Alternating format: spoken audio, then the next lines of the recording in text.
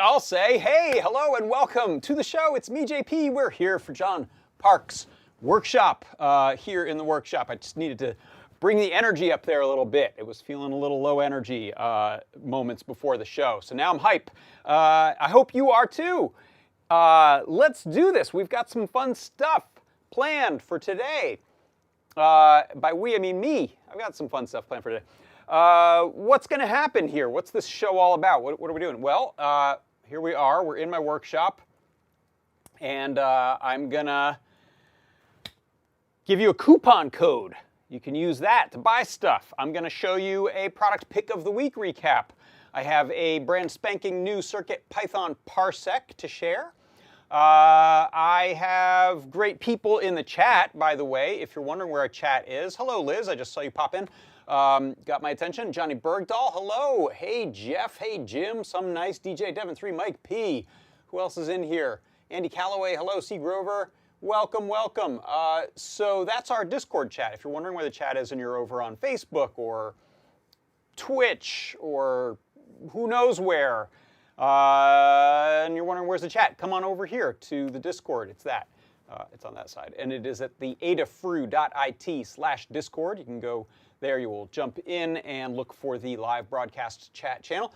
Someone asked me this the other day, do we have other channels? Why, yes, indeed. If you look over on the left side of the Discord interface here, we've got general chat, live broadcast chat. We have help with, a whole ton of these help with channels, including CircuitPython 3D printing, Adafruit.io, Arduino, audio, radio, wearables, robotics, and so on. And then there's also topics. This is where like the CircuitPython dev people hang out, and on and on. So we have a whole bunch of different channels. And the one that's happening right now during the show, that is the live broadcast chat. So pop on by.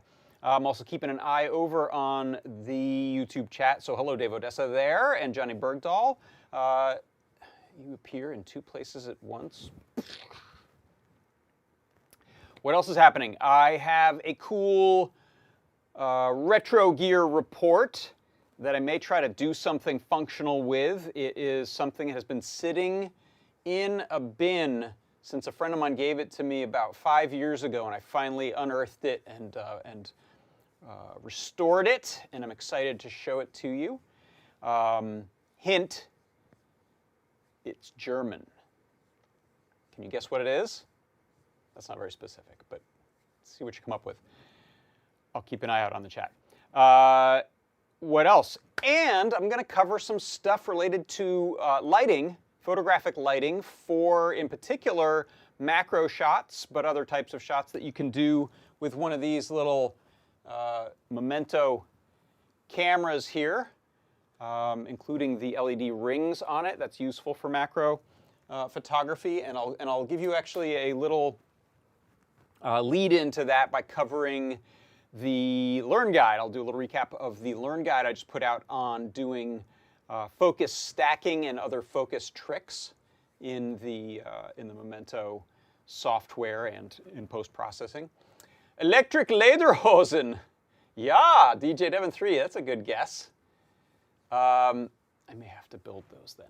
Okay, and that's going to do it. So the first thing I'll do is let you know that is today's coupon code. So if you want to go over to Adafruit and buy some stuff, and you're looking to save a little bit of money, we've got a coupon code for you. It's Slarpy. Slarpy.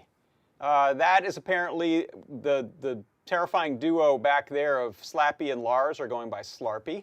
Kind of like, I can't think, what are the Angelina Jolie and who's she with, and the J-Lo and the Ben Affleck? They have little couple names, right? So Slarpy, they wanted to get on that. You can tell I'm not really useful for your celebrity entertainment reporting. I don't have a lot of that top of mind. But Slarpy is your coupon code.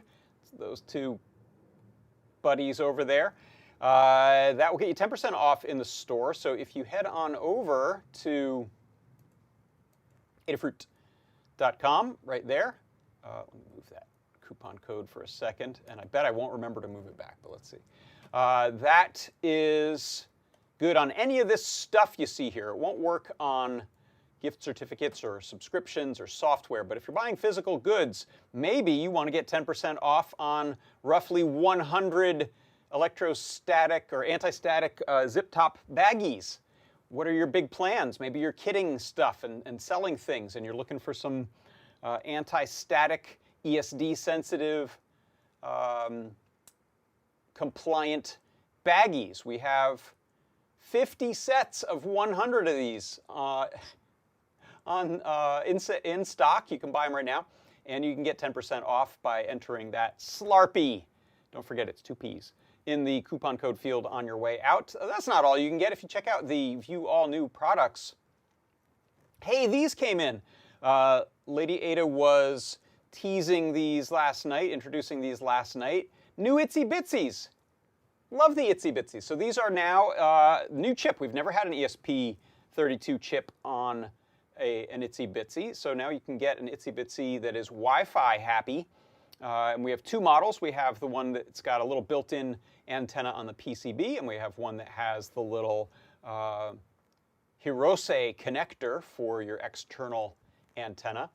Both of them come with the 2 megs of PS RAM, 8 megs of flash, so super capable teensy boards. If you like that form factor and you've been wanting to do some Wi-Fi stuff or other things, you can do loads and loads of good stuff with an ESP32 based board. In fact, I think I was looking to try out some of that WLED stuff that Aaron has been doing, and I believe that runs on the ESP32, so I'll bet you this is a good bet.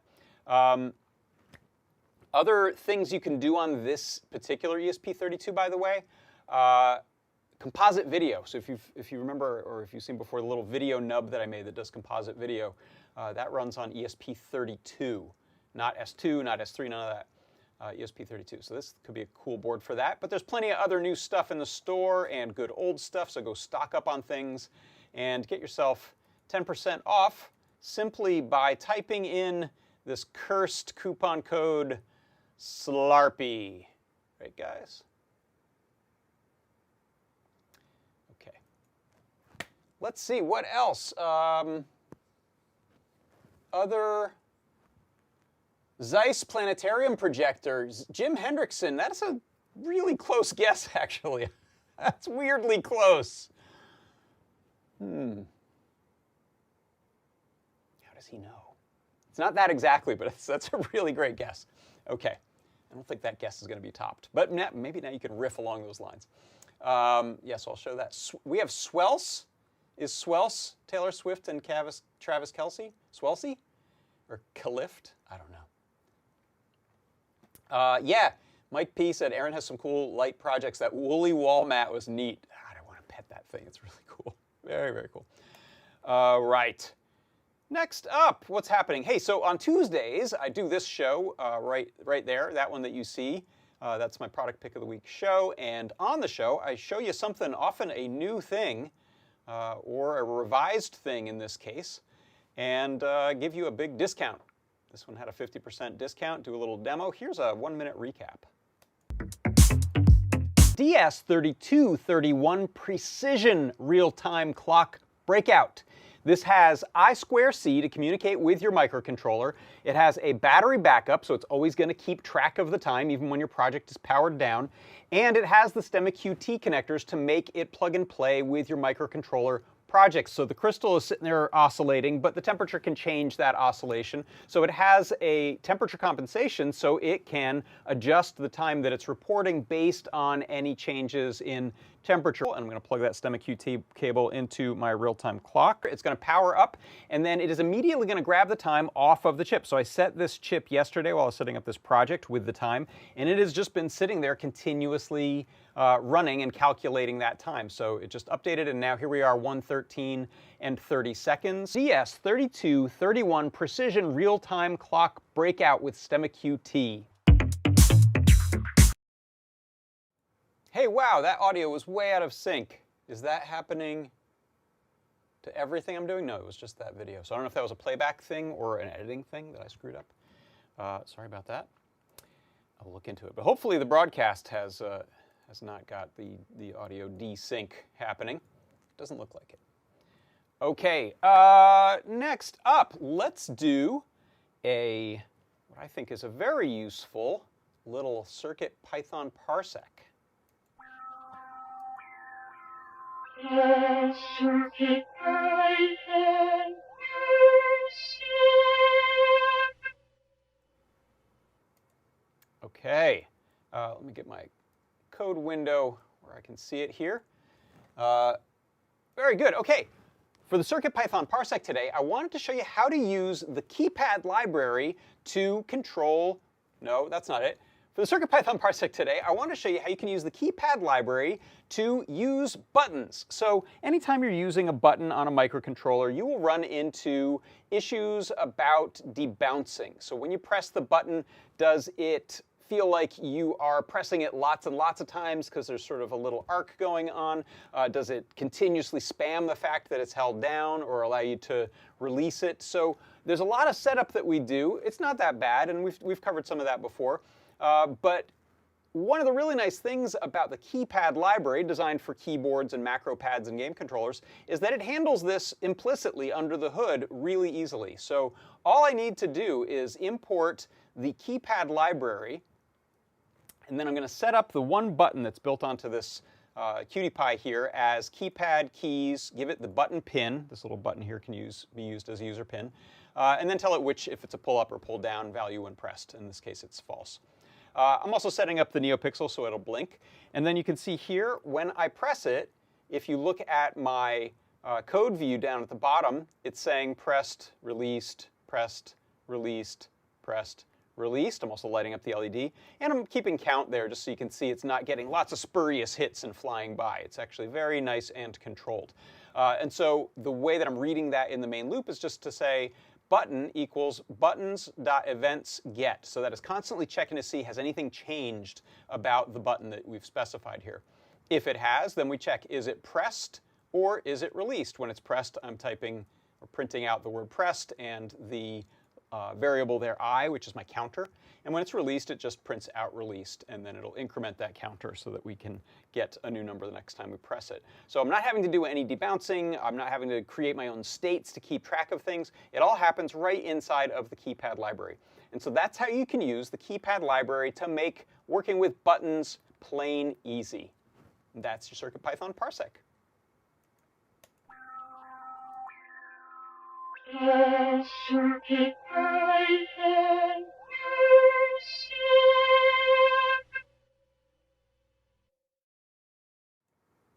Where'd I go? There I am. So let's see. Yeah, that's become a catch-all because often I would use debouncer, and there's a little extra setup there. Keyboard, it's built in. You don't have to add that library. It's built into CircuitPython, I think, on most, if not all, boards. So really easy to use, really fun trick right there. Okay. Next up, let's see, what I wanted to do for a setup for some of the Memento lighting stuff I wanted to show is to give a little recap of this Learn guide right here. So I just, if you remember last week, if you're tuned into this show, I covered some of the techniques, code, and results that I was getting doing focus stacking, doing focus, rack focusing, and using a two-split focus to create a sort of split focus, split diopter shot. So this is the Learn guide, just came out.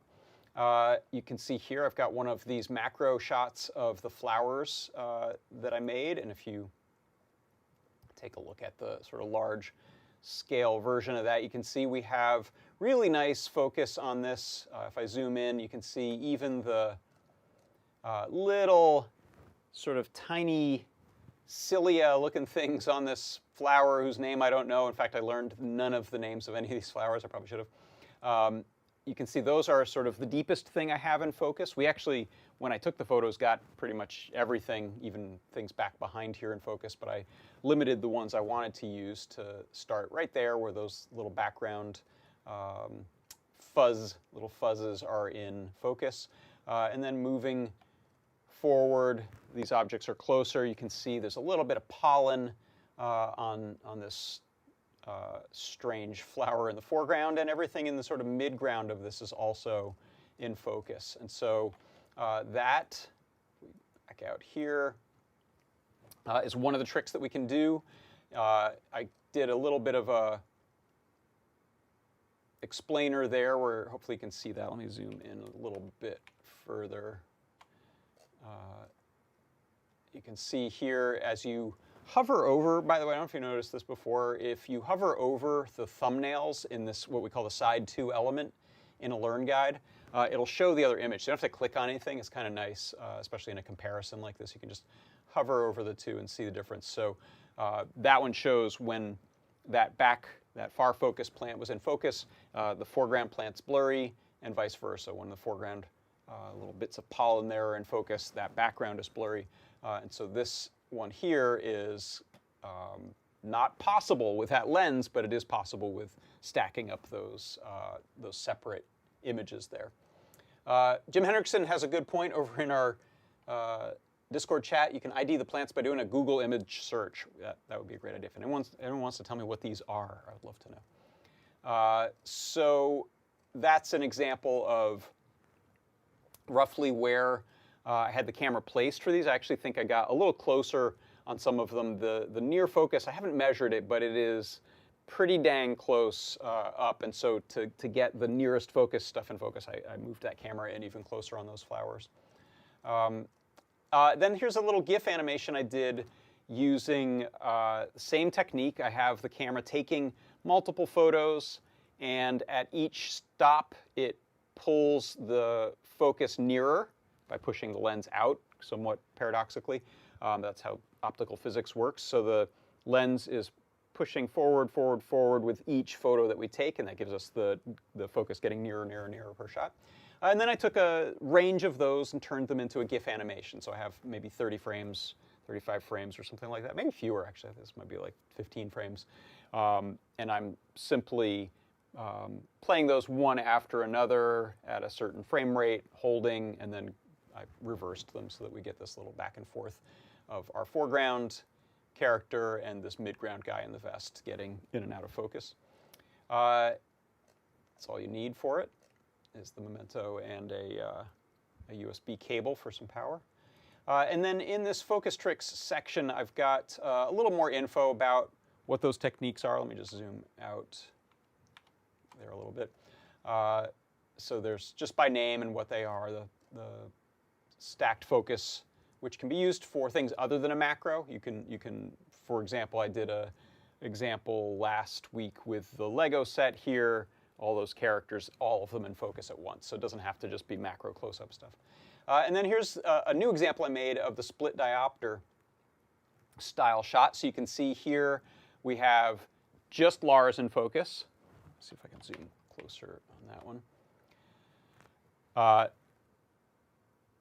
So just Lars in focus, that's the far focus range. then just Slappy in focus. You can see he sharpens up and Lars is blurry. And then we have both. And so this is really a split focus shot. It's done in cinema cameras using a split diopter, which is essentially a second lens element that goes in front of the first lens element, but it is semicircular, line down the middle, so that we're just essentially magnifying one half of the frame. And there's a little blur there just because of the sort of difference in the two materials there, the light's passing through. And I captured that in this, so I'll show you how that got made. First of all, here is our code explainer. You can download the code right here. I have, since last week, added back all of the other camera features, so you can choose to do a focus stack, but you can also do all the other camera stuff. One thing I actually haven't tried yet, it'd be kind of fun to put it into something like Game Boy mode and then do some, so you get the 1-bit images. Those probably will look interesting with certain high contrast subjects. But you can use all the techniques. You can throw all the filters on. You can use the LED light ring there, which is something we'll get to in a second here. By the way, I did get a little bit of, I got my tape measure out and checked to see what some of these values are. So the little lens voice coil starts at 0, which is nearest the sensor, and then pushes out to a value of 255, and it's a little magnetic coil that's sort of like a solenoid. It's pushing the element forward and backwards. At 0, we get the farthest possible. I didn't measure that. It's sort of the infinite focus. But at a 12-inch mark, we're at about 95. So starting at 0, if you set this sort of unitless voice coil current value to 95, you're good at about 4 inches. At 130, we're good at about, 12 inches at 95, 4 inches at 130. So you can characterize this more thoroughly than I did, but I just wanted to get a little idea there. And one of the reasons this is useful is in the code, you can start your focus stacking slices at something nearer than 0. Which is infinite. So you can start it if you want to say, okay, I want to get something that's starting 12 inches away and closer, then you can set your beginning value at 95, and then it'll take your little individual slices just at that range, so you don't have as much junk to throw out. That would be perfect for something like the macro of the flowers. You don't want the stuff that's way out there. You just want a little slice, a little range there in focus. Then I've got a little explainer of the code there, so you can go through and see how the different parts of this work. One thing, I can't remember if I had this set last week or not, but I went ahead and added in the code that Limor had created for our time lapses that locks the auto gain, or not auto, let's say it locks the gain. It takes a setting on the first photo, grabs that, and then just holds that. So gain won't be changing through every photo, white balance won't be changing through every photo, and exposure won't be changing. So all of those are things that it could recalculate per frame what it thinks it should be doing, and then you get a lot of sort of strobing and stuff. So this locks those during it and then releases those for the next one. Okay, so then we have our examples here. So I just tell you how to go about doing in code the focus stack. Excuse me. I did it last week in Photoshop, but there's this focus stacking online, which is a really nice free site, and it does a great result. This one that you see was done with that, so it's not like it's wildly different than doing it in Photoshop. I think they're all implementing some of the same papers that have been written about this subject, so they use similar algorithms to do the alignment and the blending.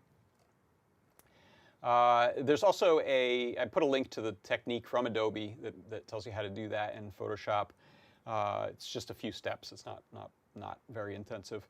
And then there's one that was mentioned by Fede2 in our chat, and who uses this for microscopy, for the same thing, for stacking multiple focal distances in microscopy photography. and that's a open source command line tool called Focus Stack by Petteri Aimonen. Then I have a set here on rack focus. So you can see there's an example photo. It's not the exact, I rearranged them after I took this photo, but there you can see I've got sort of mid to foreground objects. I took these in 5-unit increment slices or so, roughly that. Here you can see the far guy I want. Actually, this biker guy with the wrench is I think in focus maybe, or more the vest guy. Then the foreground guy, and then we have some links to turning those frames into GIFs. So that's a fun way to create some drama or show a two-shot conversation, someone noticing something in the background. Could be really cool for your stop motion as well, to be able to use these focus tricks to put attention where you want it. And then lastly, we have here this Lars and Slappy back together again for the first time. And they are just 2 images that I took. I set it to take the full range at an increment of, I think, 10 or 20. And then took my favorite 2, the most in-focus ones, and combined them with a matte that has a soft edge. And so essentially what that matte means is the Slappy image is a layer being composited on top of the Lars image. And wherever you see white pixels, the Slappy is fully opaque. Wherever you see black pixels, the Slappy is fully transparent. And then there's a gradient in between. So that's what gives us the split focus shot and a little blur in between. There you can see an image in Photoshop of what that layering looks like, and that's pretty similar in any bit of compositing software you might use. You could also do this from command line, use something like Image Magic.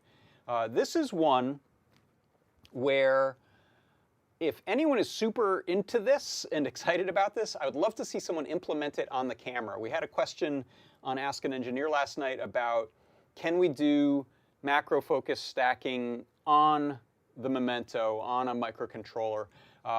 And while it may be possible, it takes a long time even on a general purpose, sort of heavy duty desktop computer. So I don't think it's necessarily practical. I could be wrong on that, but we don't have focus stacking implemented on the microcontroller. This, however, it'd be nice to see a variation on the code that maybe allows you to lock in 2 focal ranges. Pick one, pick another, just based on what's in the center of the frame. So point it at Lars without Slappy there, point it at Slappy. Mark those 2 minimum and maximum values. Take the 2 photos and use the bitmap tools library to composite them.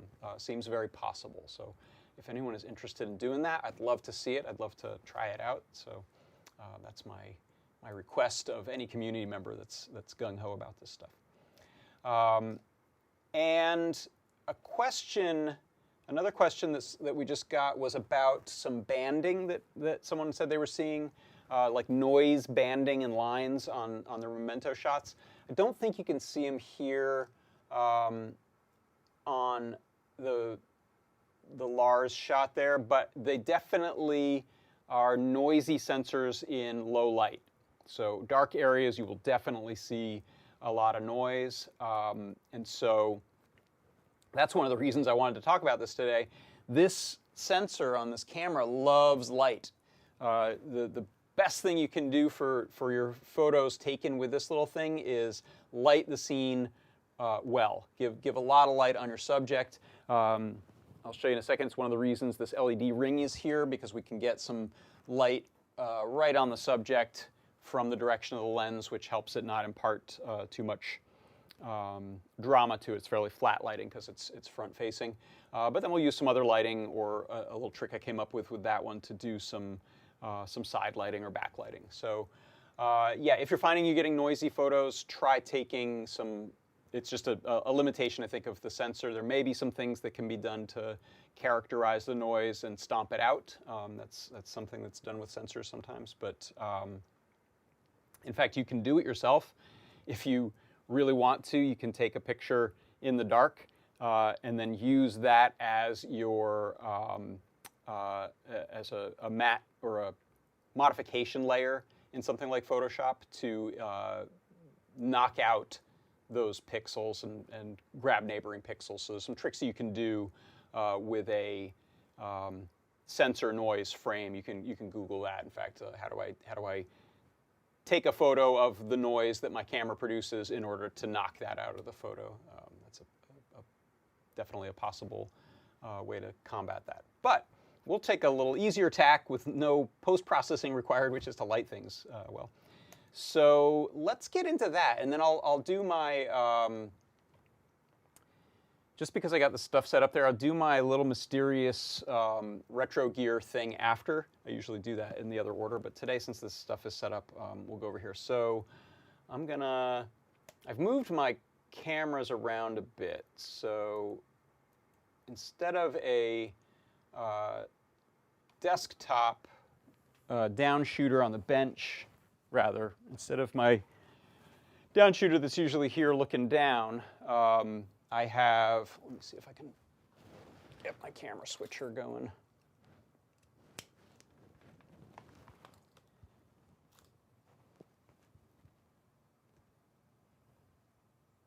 So I have this camera right here pointing on the desk and pointing sideways so that it'll be a little easier to show some of these things. So to start off with, on the Memento, I think I have this, yeah, I have this set right now for focus stack mode. So I'm just going to change that, and I don't have this in a UI. I'm just going to change that in code. So let's switch back over here for a second. I'm going to go ahead and plug this Memento in.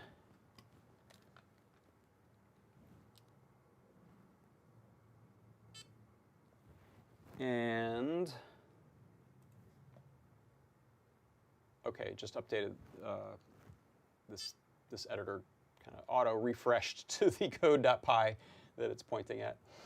So I will just turn off for now the focus stacking. So I'm just going to set stack to false. The reason I didn't do this in the UI is that all of the UI stuff that you see here is in the library. Hopefully I or Lady Ada or Jeff or someone will be able to integrate this if we want into the one sort of monolithic camera example, and then it can be a mode. But right now I'm just leaving the mode at JPEG and toggling that in code.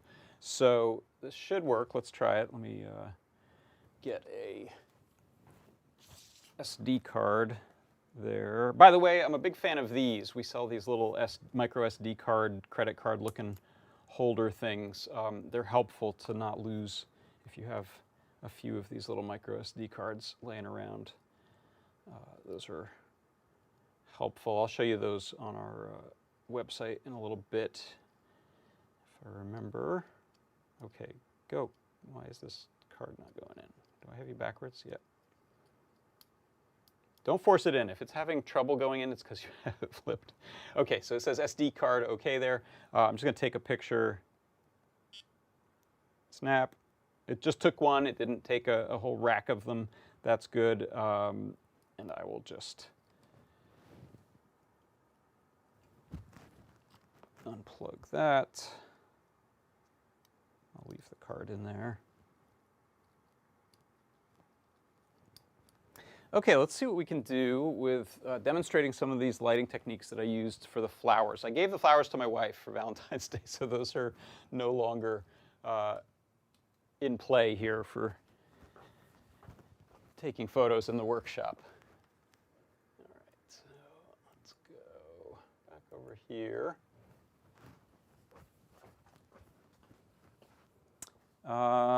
Let me get this up on a tripod. I just set a little, just trying to block some of the background distraction there. So I've got an old tripod and one of these like $6 iPhone holder kind of things that I find to be pretty useful for just clamping almost any photographic thingy I'm working with into. Let me put the memento in there. I really should print some of our tripod cases, I know. Okay, so that's good. That doesn't block anything there, you can see. And that'll allow me to, if it doesn't tip over, let's see if we can get one of the legs right there. Okay. Okay, so now what I'm going to do is I'm going to kill my overhead light. And in fact, I'm going to do that with the Bluetooth, the Adafruit app. Because I have a project from a long time ago, you remember, on a light switch over there that's just a little servo. Let's see, we're still connected. Let me reconnect. As you can see on here,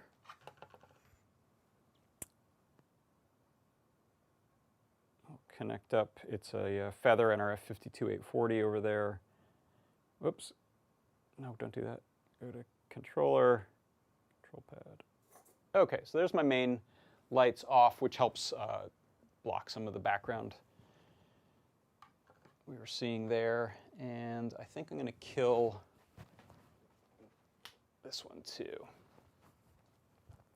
And now I will try to point so we can see both the memento and the subject. So I just have this little stop motion puppet over here. So first of all, if you look at the screen here, I'll show you some images. I'm going to just take, yeah, this is fine. I'll take this. So this is kind of dark. Oh, and you know what? Let me autofocus on that. So if we hold this. Oh, did I break autofocus? I think I did. Okay, this guy's going to be out of focus, sadly. What did I do to break autofocus? That's no good. So now what I'll do is, in the memento, head over to, hopefully you can see this. I'm hitting the right button a few times to get to the LED level menu. And then if you can see my little puppet there in the screen view, he's brightening up significantly. Let me point the camera at him. I don't think he'll be in great focus there, but here's what we get from the little LED ring on there. So it's off, and then we have 5 levels in here of brightness. So you can see that puts a lot of light on the guy. He's got some nice details on there, so that means even though it's a pretty frontal light, I've got his head tilted, so we get some shadow in there. So I can take a little photo of him. Since I somehow broke the autofocus, I won't get super close up on him. So these images, unfortunately, would be pretty blurry of him. But hopefully we can see the difference with this as far as noise goes. I'm also going to, just for argument's sake, knock out this key light that I have. Things are getting dramatic. Okay, I'll take another of him. And then let's kill this overhead.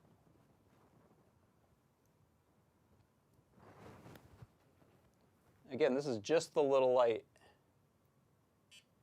coming off of here. In fact, as it's so close to him, in fact, we can blow him out if you look at that. Let me switch the, sorry, I should have switched this long ago. If you look at his,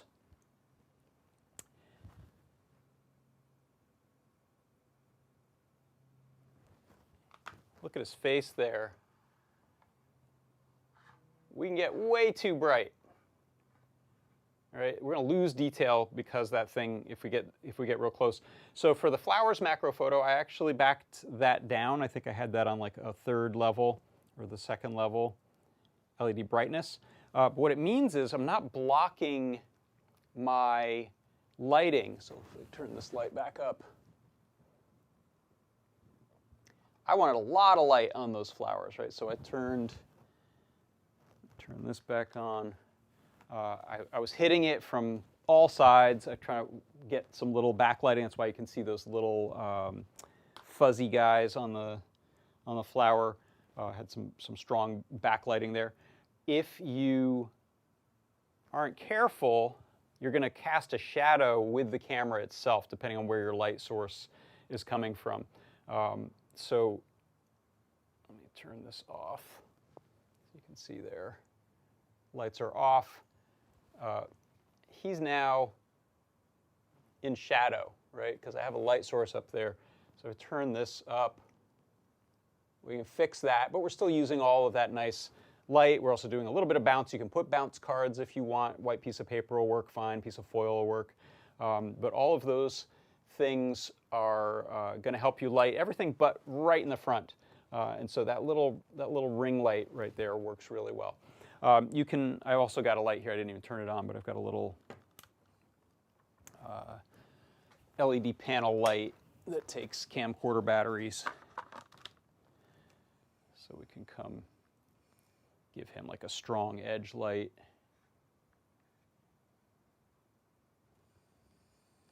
Put that behind him. Right. Sadly, these are never going to be in focus because I broke autofocus, but I'll take a shot anyway. So those are some of the techniques that I recommend. You don't need anything super fancy as long as you can diffuse it. So if you take I have one. If you take like a can light like this, just a little hardware store fixture, and I've put an LED spot in it, so it's pretty bright, and it's also very direct, so it's going to give us harsh shadows. So you can do things like bounce that. Let me turn off this one right here. And grab a piece of paper. So light is going to be hard when it is a small light source that's nearby in particular. Turn this one off again. And I'll turn off those LEDs. Right, so we're getting really hard shadows on his face there. So what I can do is I can effectively make this a bigger light source by pointing it away from him and at a piece of paper. And so you can see how that softened up that nose shadow versus that. Now you're going to lose a ton of light, right, by pointing it. So here's a little better comparison. So I'm kind of far away. I'm still getting hard shadows. I can get a similar amount of light there, but it's effectively a bigger area. So if you take a large white surface, you can bounce some much more diffuse lighting. You can also go through something. This paper is not a great thing, but this will also remove some of the harshness of that. But I like bouncing. You can bounce from below here, which has a different look than pointing straight at it. So that's a couple of techniques that you want to use, but the big one here is just you will get better results on the Memento from what I've found by putting a lot of light into your scene. Another thing that you can do here, these are good. Let me turn the LED ring back on here. I'll put it pretty bright. And then we can go and change the LED color. So let's go to maybe like a red. Okay. Actually, oh, that's good. So it's dramatic. It's also full front facing. So what you kind of want to do sometimes is bring that off to the side to get some kind of color contrast into the scene. You can't really do that because this is bolted to the front of the camera, except I came up with one trick here, which is you can, let me turn the camera off here for a second.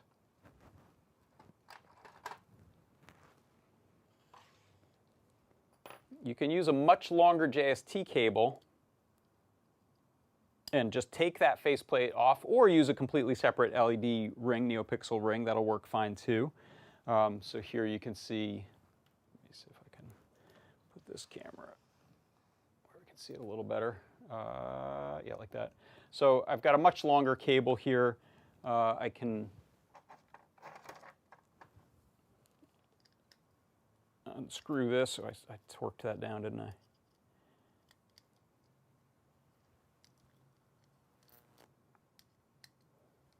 Kind of liking this dramatic lighting here in the workshop. What do you think? It's a little harder to see things, but so the front plate here is just a NeoPixel ring. That's kind of the only thing it has. There's no other electronics. There's no connections to anything on the board. I think mine is also serving double duty of helping this battery not flop around because I didn't stick it to there, but I'll hold on to that separately. But now we can go and plug back in our JST cable to A1 on one end. It's a nice long cable, so we can plug into our MEMENTO faceplate on the other end.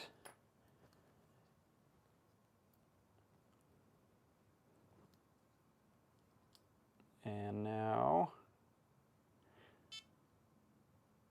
let's go to, that's the LED level. You can see there. Boop. I'll turn it on to pretty darn bright. The colors are not as bright as white. So there we go. There's our purple now. And now we can see it better through that camera.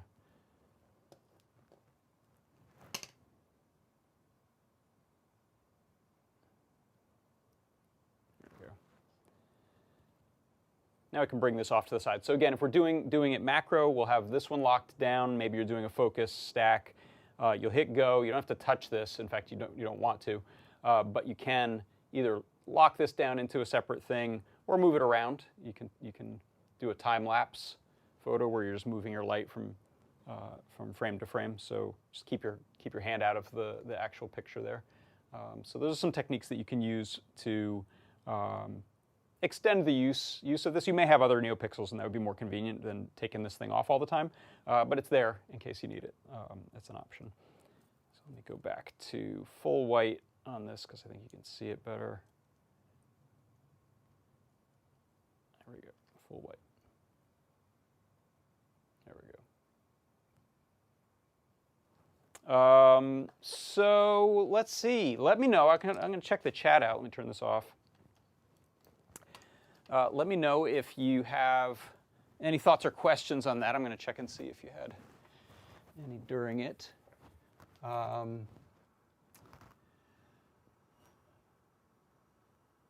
see. Let me jump back over here. There we go. Meanwhile, I'm going to plug this card in so we can look at our blurry pictures. Much better examples are going to be the ones I did in the guide, and I didn't shoot a focus stack in here either.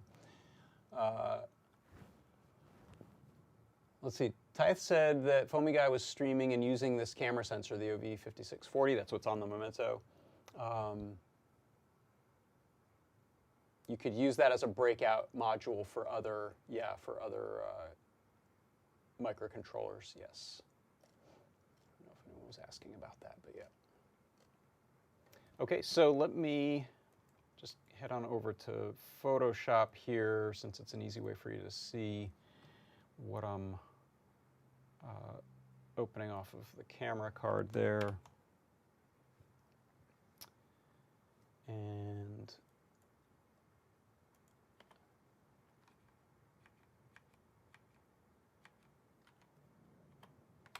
all right, this one is sort of in focus.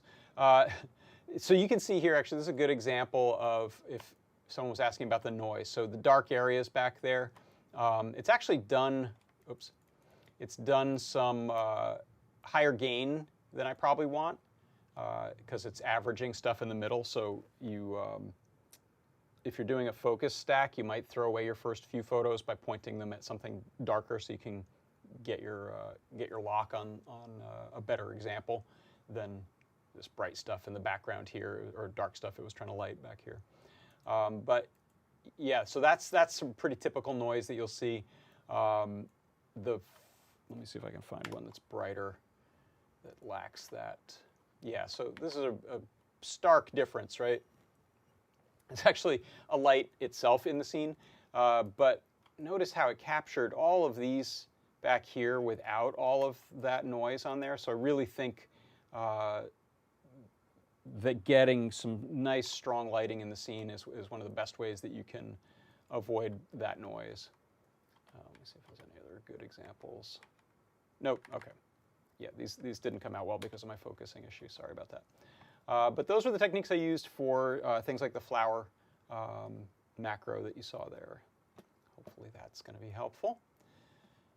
And all right, so let me get the camera on here. Let's clear that stuff, and then I just wanted to show you my little retro find restoration type of thing here. I'm going to bring a couple lights back into the world. So we'll still use this camera to view this, and I'm going to try to not lose those screws.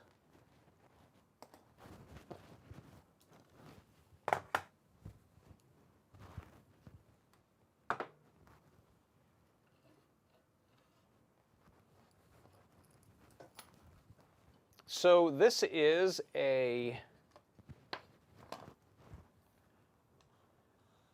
going to be a good view of this? I'll set it, yeah, I think I'll set it facing me so that I can use this camera to show you. So this is a Leitz Focomat. It's a photo enlarger. It's not small. It was broken down. Actually, let me point it at this camera first. It was broken down and in a bin. So you can see there's a long post here that has a plug. This is a light socket. So this is the light source for shining light through a negative, film negative, and then through a couple of lenses down onto some photo paper down here. You can turn it on and off manually, or more likely you'll plug it into a timer switch so that you can precisely control the amount of time that you're lighting it to expose the paper. It also has a lens that has an aperture on it, so you can adjust the amount of light coming down from it. And one of the really cool things about this one is that it has a sort of parallelogram mechanism here that keeps it pointing straight up and down as we raise it up and down.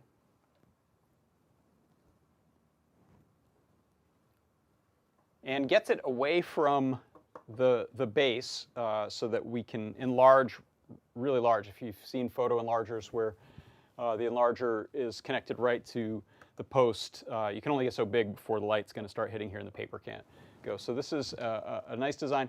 And this has sort of a follow focus mechanism, which means if you bring it down real small and tight and focus it, or bring it out to medium and focus it, as you adjust, it will, there's a gearing in there that will adjust a lens to keep it in focus as it moves up and down, which is pretty wild. So let me see if I can show some of the mechanism through this lens here. Why are you rotating around? I don't want you rotating around. There we go. Let's see how that.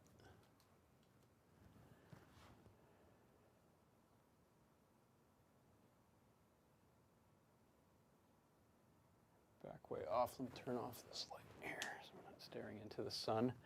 So first of all, it's a gorgeous, made by the same company who make Leica cameras. It's the Leitz company, made in Germany. I don't actually know a year on it. I'm not sure when this one is. So this is the Focomat one. There's some little funny bent metal holders for your film. So if you have a strip of film negatives that haven't been cut, you pull them through, and then your excess can kind of be draped in here. Your negatives have been developed at this point, so they don't mind the light, but your photo paper does, so you'll typically have a red light, photo-safe red light in your darkroom to develop.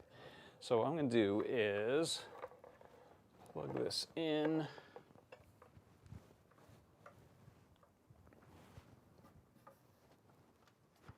I don't have any photo paper, and I don't even have any negatives. I do have one slide. I hope it's still in here. Or I might have put it over there. I have one slide, so you can use it essentially as a projector. So this is where your negative will sit, sort of get locked in place there. This lowers, and then you can sort of clamp that down. This is just going to give you a little space if you're pulling a negative strip through. This releases the mechanism there. And if I actually lift this up high enough, you can see, let me put a little light source, speaking of light sources. You can see this is the lens that, the second lens that you can also adjust the aperture on. You don't adjust focus with this, but you can adjust aperture here, and then this is your focus ring here. So the only real practical demo I can do of it is to turn off a lot of lights and beam this film slide. It's a positive color film slide, actually, of these two guys, whoever they are. I'm going to put that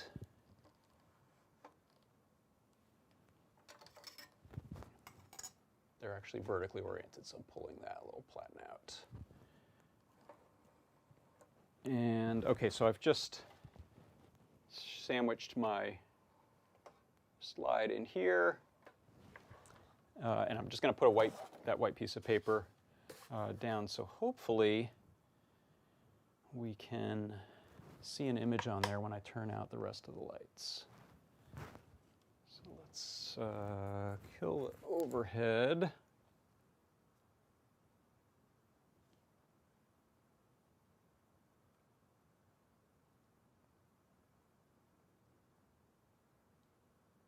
One moment. Okay. And start killing other lights.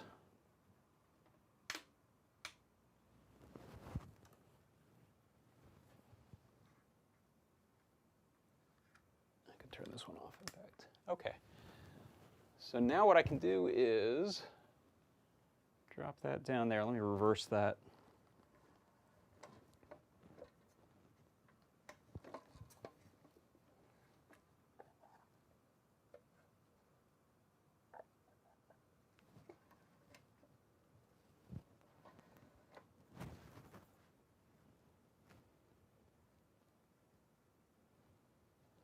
Just some guys out in the rain with their umbrellas. But you can see here, if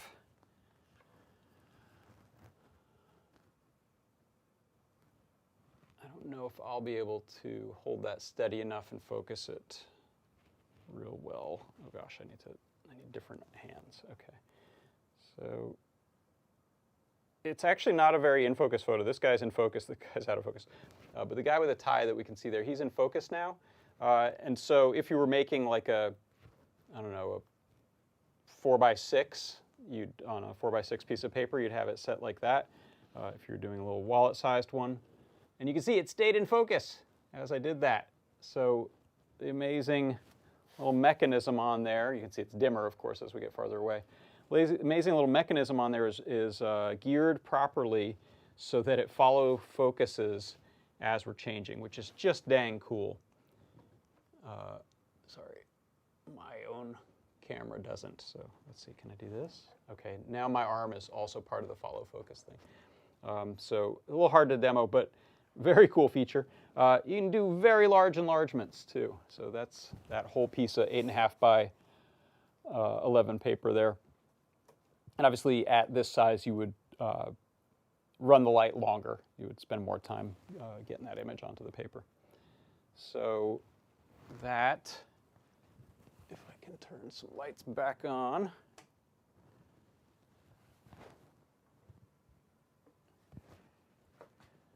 And back out a little more. Dun dun dun.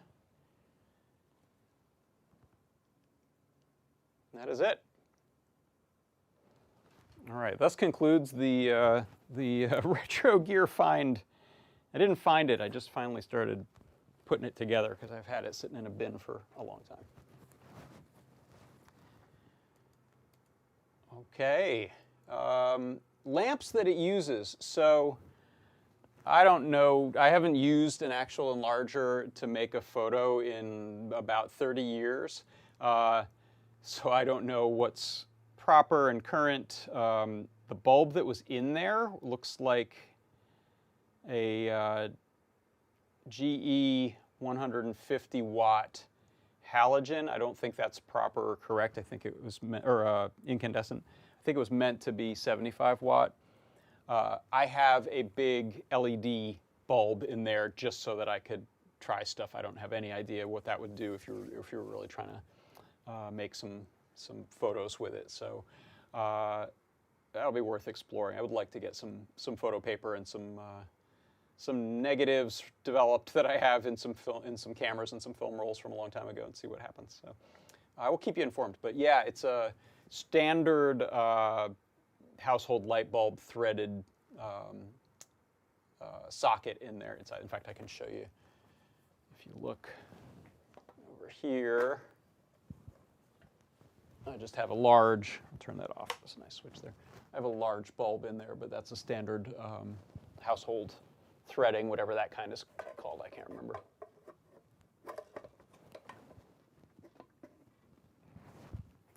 And apparently that idea, I was reading that idea of doing the follow focus, so that as you change your enlargement size, you're still focused.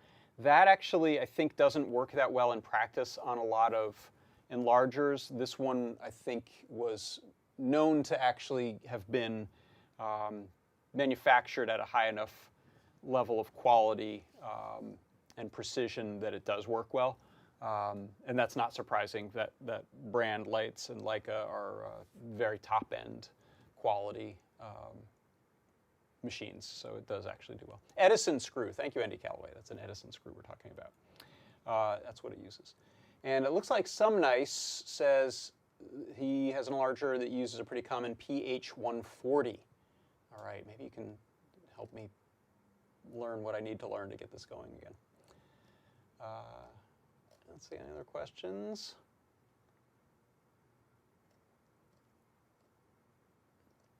Some Nice has a Rolei. I think that's another, is that a Swiss brand?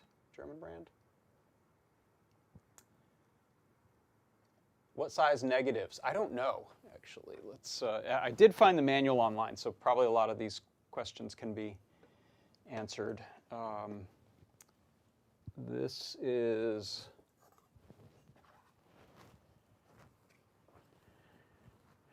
That's what holds it, so whatever size that is, maybe 35 millimeter. That is the little Kodak slide I happen to have put in front of it that seems to fit, roughly. Yeah, it's pretty close. There's a little of the matte around that, but I think that, yeah, that, whatever that is the right, roughly the right size there. Any other thoughts? Yeah, 35 millimeter, Andy Calloway says.